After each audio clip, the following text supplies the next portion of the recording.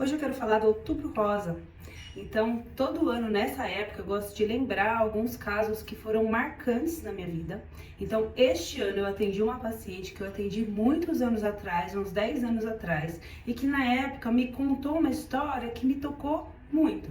Então, ela colocou pra mim que quando ela tinha uns 20 e poucos anos, ela foi ao médico e aí encontrou um câncer metastático, metástase para a parte óssea. E aí, então o médico falou que ela teria poucos meses de vida, então que ela deveria se programar para isso. E aí, eis que essas metástases dela paralisaram de alguma forma, o tratamento respondeu. E hoje, então ela chegou para mim uns 5 anos depois desse diagnóstico inicial para fazer a reconstrução da papila e da areola com pigmentação, aquela reconstrução 3D que a gente só pigmenta. E aí ela falou que ela era uma paciente metastática. E a hora que ela chegou falando isso é uma coisa meio difícil para quem ouve, porque você fala, poxa, é uma paciente metastática.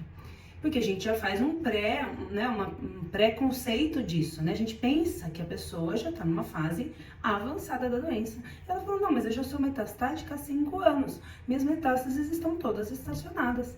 E aí eu fiquei assim muito emocionada com essa situação. Eu falei, puxa, a gente imagina que uma paciente que vem com essa história com essa questão da metástase, você imagina que é uma coisa que está evoluindo e ela estava estacionada.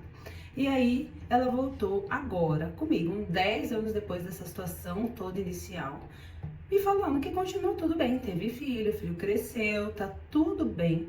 E que ela continua sendo uma pessoa que se declara como uma paciente metastática. Então, às vezes a gente coloca esses nomes e a gente taxa e a gente acha que a medicina é algo previsível, mas não é algo previsível.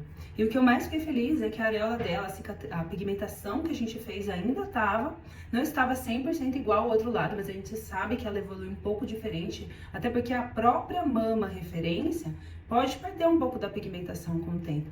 No entanto, ela não ficou em momento nenhum sem areola, só não estava com as cores iguais, então a gente deu uma reavivada, uma reequilibrada na cor dessa paciente, e aí o que a gente tinha para ela é que agora provavelmente ela vai de alta do ambulatório, quer dizer, uma paciente que é considerada curada, mas que quando ela vai para qualquer médico, ela sempre vai acabar referindo que ela tem essas metástases. Então, é um caso muito, muito interessante que me toca e que às vezes a gente morre de medo desse diagnóstico do câncer de mama e que o ideal seria realmente que a gente fizesse o diagnóstico mais precoce possível para não estar arriscado a uma situação como essa.